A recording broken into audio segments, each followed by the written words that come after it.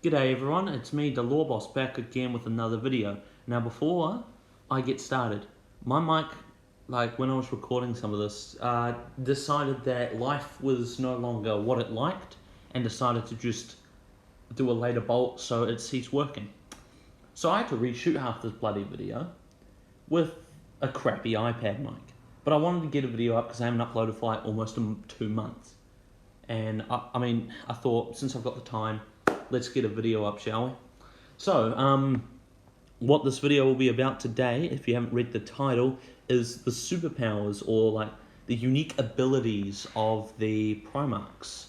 The 20, but 2 of them went missing, so we don't have to cover 2 of them. Sons of the Emperor of Mankind that he created to lead the Space Marine Legions in the Great Crusade to claim the galaxy as mankind's. So in this video, we just have it's going to be a brief summary, but there's still 18 primarchs to get through, and some of them abilities change and things like that, and their planets and all that jazz kind of add up. So we'll talk about all their abilities they currently have.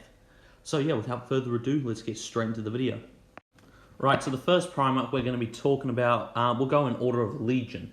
So the first legion was the Dark Angels with their primarch Lionel Johnson, aka Techno Knight Chad. So this guy, this was an ability I learned while making the video. He was like the perfect hunter.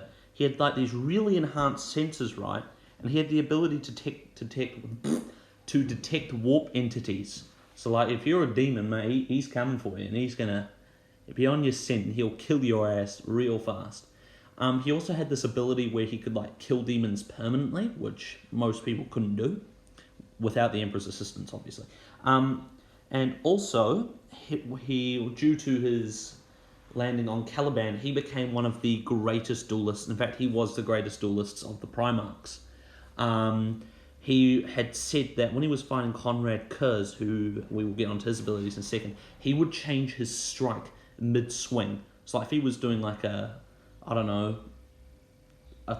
non-heavy hit, he would just like change it mid-swing.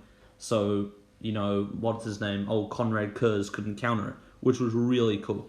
So his abilities essentially are hunt down warp creatures, which I think he might also develop from landing on Caliban, which was a, demon hunting world, as well as being a perfect hunter and being a really, really good duelist, which, he's a Techno Knight. I was bloody hoping he'd be a decent duelist.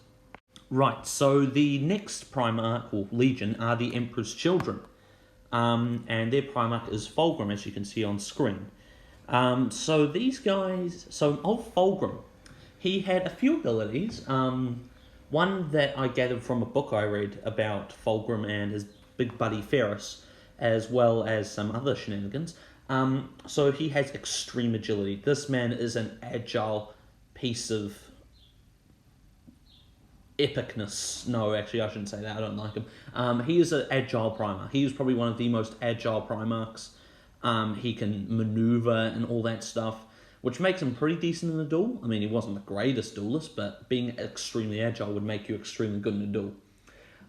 He also was a decent, weapons craftsman. I mean, he essentially could match Ferrus Manus's craftsmanship, and that's saying something.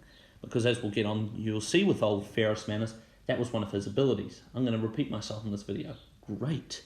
But yeah, essentially, he was extremely agile and could really craft a weapon. Also, he has a special ability with me. Due to him being my least favorite Primarch, that's his special ability with me. He's my least favorite Primarch. I don't know why I threw that in, but, the more you know. Right, so the 4th Legion, the Iron Warriors, who are, fun fact, my 3rd favourite legion. So essentially, and they're led by Perturabo, if you couldn't see on screen. So what was Perturabo's special abilities? Well, the first one, which is kind of a crap one, if I'm being fully honest, I bet the Emperor was just like, right, we got some memes to play here. All right, let's give old Angron non-bad character syndrome. And let's just give this guy, screw it, he can see the Eye of Terror all the damn time. Yep, you heard me right, this man sees the Eye of Terror for most of the time when he's not around the Emperor. Now, that can really drive a person to either insanity or just not being a very nice guy. This guy wasn't a nice guy. Also, he had the gift of knowing everything. So, he didn't have the joy of discovery, the joy of inventing new things. He knew everything, which, is a bit sad because I feel like if he was loyalist and, the whole role's been, I think he would have had so much potential as a loyalist Primarch, but he's also great as a traitor Primarch, and his Legion, although very basic, they are very cool. Right, so the 5th Legion, the White Scars, aka Space Mongolians in power armor, on bikes, with bolt guns and chainswords, are led by Jaghatai Khan. Now, Jaghatai Khan, he is one fast guy. He was easily one of the fastest Primarchs. In fact, I'm actually going to go and say he was the fastest Primarch. Also, they would say that he would move at such blinding speeds that it'd make his starties look slow. He was super fast and super good at combat. So yeah, that's kind of his only special ability that I could find. That is reflected in his Legion, however, how the White Scars, if you don't know, in-game in lore, they love their bikes, their land speeders, and if even their standard infantry are all mounted on rhinos and razorbacks, and they're very mobile and fast, which reflects their Primarch quite well, actually. Right, so the 6th Legion, the Space Wolves, aka Furries in space and power armor with chainswords and bolt guns, were led by big man Leman Russ. Now, this guy had 2 abilities. The first being, he had super enhanced senses. Now, I don't know if this was just given to him naturally or this was developed when he was living with his wolf family. Quite literally, he was raised by wolves. But yeah, he's got super enhanced senses, kind of like Wolverine, but on steroids. So, he gets his scent and he can hunt you down, real good. And his other ability, which is actually quite interesting, he's got a natural immunity to sorcery and psychic powers. Now, this would make him perfect for combating old Magnus, which he did, and still didn't manage to kill him for some reason. But he's got natural immunity to sorcery, which is really cool. And once again, this is reflected in his Legion, where, yeah, they may not have a natural immunity to it, but they have their runes, their Space Wolf runes, which give them that set immunity to, a slight immunity and resistance to sorcery and psychic powers, which, seeing the Primarch reflection in the Legion is always cool. Right, so the 7th Legion, the Imperial Fists, aka I Like My Bolt Gun, are led by Rogal Dorn, who is aka I Like My Chainsword, my very big chainsword. Respectable too. I like chainswords very much. Now, this guy had the ability, he was a brilliant strategist and engineer, but that was kind of developed as he grew up on Inwit. That was his home planet. I keep thinking it was Terra, but it was Inwit, and he developed that on Inwit. But the ability he was born with, or created with, was due to his personality and traits, the warp would cease up and die around him, kind of giving him natural resistance to the warp.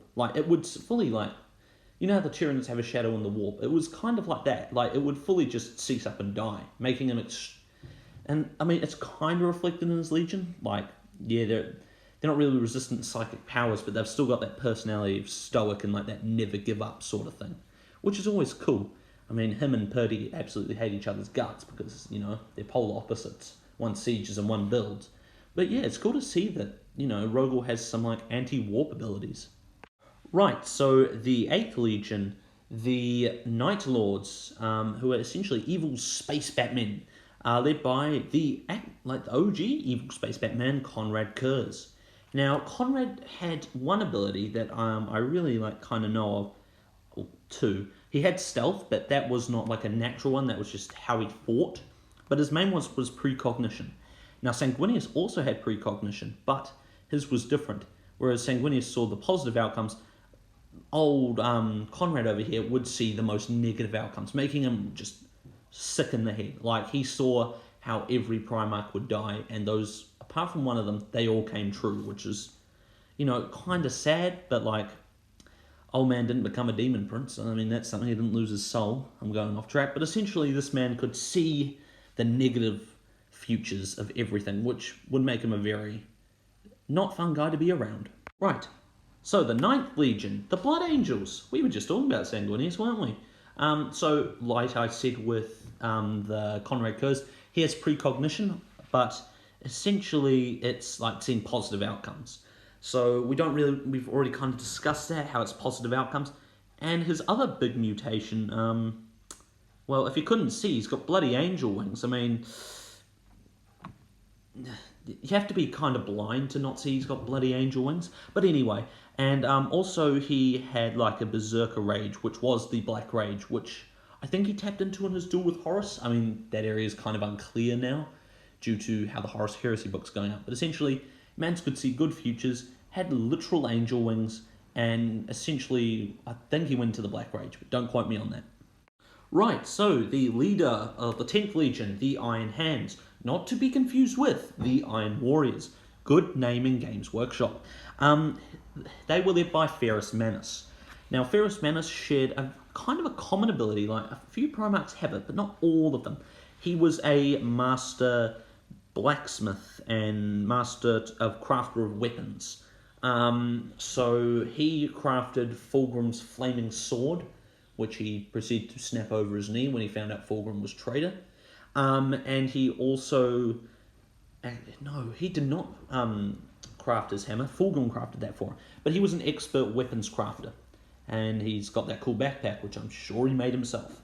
Also, he had Necron living metal hands, which he got from drowning a Necron construct in lava, which is just awesome. So yeah, essentially he had living metal hands and was an expert weapons crafter. It's quite a shame actually that they killed him like so far off, like so early on. I mean, it was really impactful with the story, don't get me wrong, but it's just like they had so much potential with the character, but I guess, you know, one Primarch did need to go. So, you know, poor old Ferrus. Righty-ho, so the leader of the 12th Legion, old Angron, aka why killing Primarchs off before the Emperor found them should be legal. So this guy had a few abilities. He was a complete and utter monster. Like, he had super strength. Man was big muscle. And he had exceptional resilience, like physical resistance. Like, you could give him a right hook to the jaw and he'd be able to tank that. Like, even like a Primarch, by Primarch standards, he was very resilient. Also, before he got the butcher's nails, he actually showed a lot of empathy. Like, he wasn't the complete psychomaniac that he is now. He would actually be like, I don't even need to kill you at this point. Like, what am I doing? So he showed empathy, but, you know, once the butcher's nails kind of went into his head, he lost that ability, which is a big shame, because now he's just kind of like that mindless killer and doesn't really have any character to him whatsoever. Right, so the 13th Legion, the Ultramarines, aka the greatest Marines to ever exist. Thank you, Matt Ward, for your greatest achievements. You've ruined the Ultramarines for me, kind of. Anyway, their Primarch, Roboute Guilliman. Roboute Guilliman, that's his name. This guy only really had one key ability, which was he was a brilliant strategist, tactician, and stuff like that. This man knew the tactic very well. He had the big brain. So, as a result of the big brain, he essentially, he was the reason the Ultramarines were one of the largest legions in the Great Crusade, because they suffered barely any casualties. They only lost once before they even found Guilliman. So, when they had Guilliman, they never fucking lost. Like, that's why I would say he's actually, people are like, oh, he's a weak Primarch. I'd say he's actually one of the strongest Primarchs, due to the fact that he knows actually how to fight and just doesn't charge head-on, wielding big axe. So, yeah, for that, I'd say he's actually one of the top-tier Primarchs, in my opinion.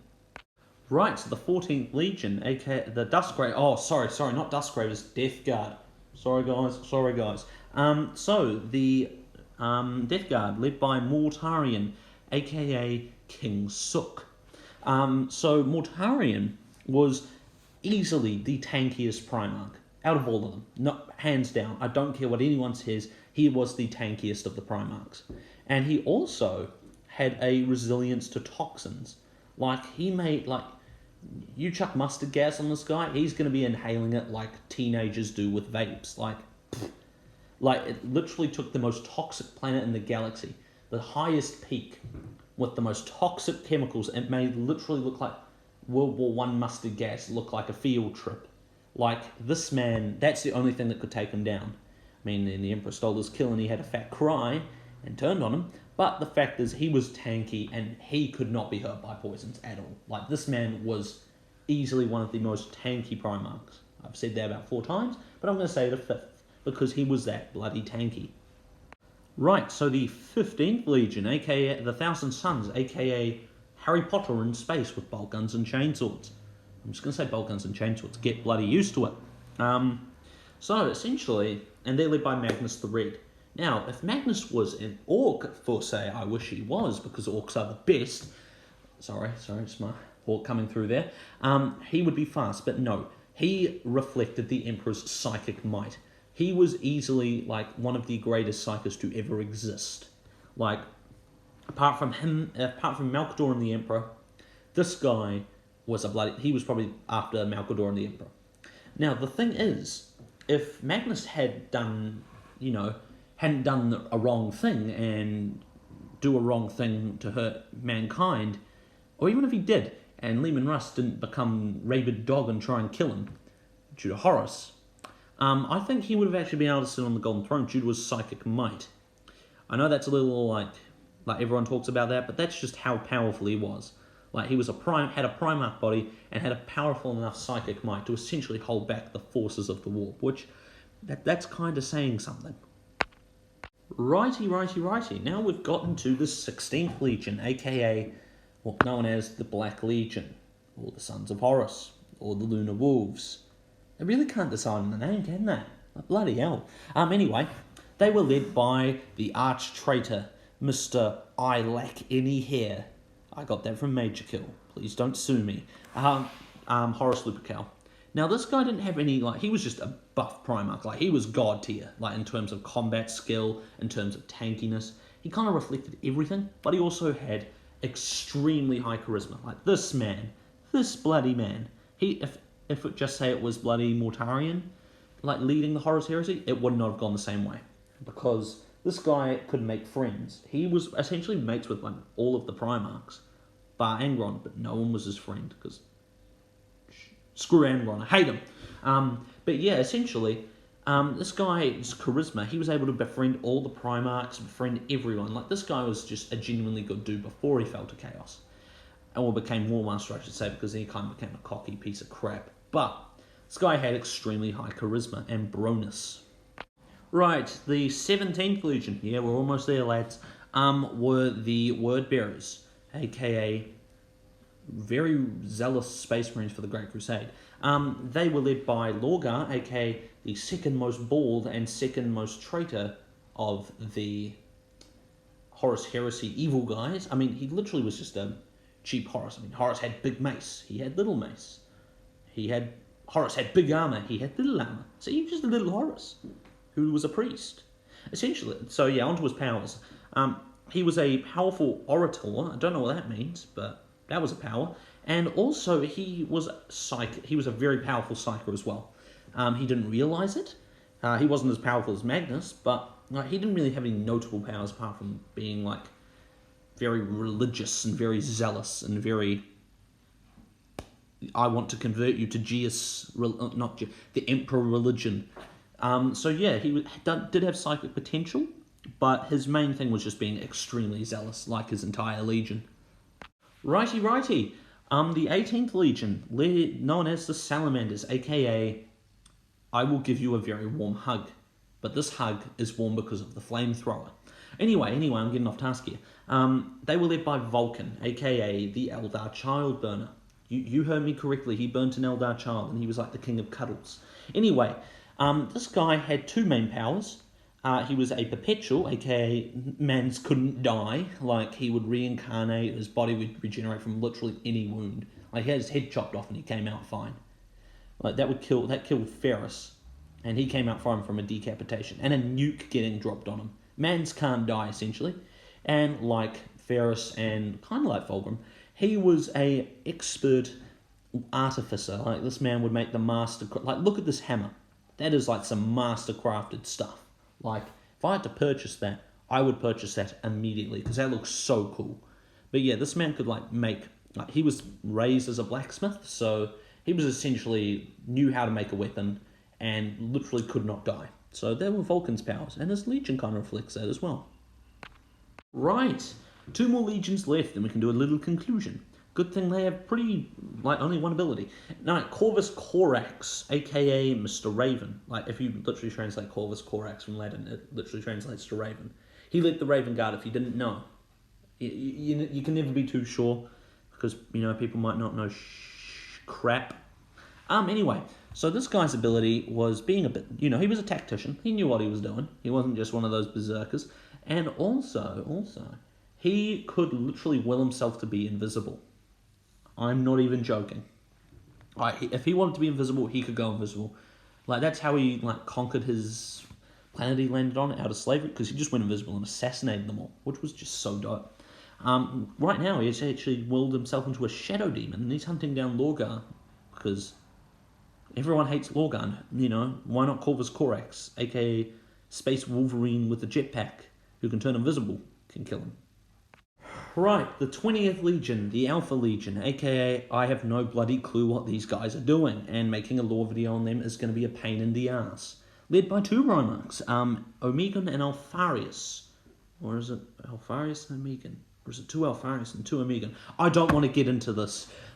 So, they had the power, they would make demi-primarchs. So, they would use said demi-primarch as body doubles. So, just say you were a sniper and you popped a cap into Alpharius. Well, guess what? That probably wasn't bloody Alpharius. That was probably just some demi-primarch. Now, they were a lot shorter than their fellow primarchs. However, their legion was a lot taller for Space Marines. So, they could, blend in to the thing. Just making, the already confusing Alpha Legion way more bloody confusing. Like, did Dorn kill Alpharius? I don't know. Does Omegon exist? I don't know. Are they all just demi-primarchs? I don't know. I don't know anything about the Alpha Legion. No one knows anything about the Alpha Legion. Don't get me into this conversation. Right, well, that was a bloody long video, I'll tell you that, even for my standards. So I hope you liked this video. I hope you kind of learned what the powers of the Primarchs were. If you did, smash that like button, subscribe. I know I'm probably only going to get about 10 views on this, but if this gets more than 10 views, or more than a like, I will make a Legion video. I'll focus on one of the Legions and kind of do the... Actually, I'll do a Legion one, but then I'll also do an Origin of the Primarch. 2 separate videos, you see. So if this gets more than 2 likes, 1 like you get a Primarch video, 2 likes you get a Legion video. Alright, so that's your guys' mission. No, it's probably not going to happen, but I'll probably end up doing it anyway. Be quiet, I want likes. So yeah, that's going to do it for today. Hope you all go and have a good one. Peace out.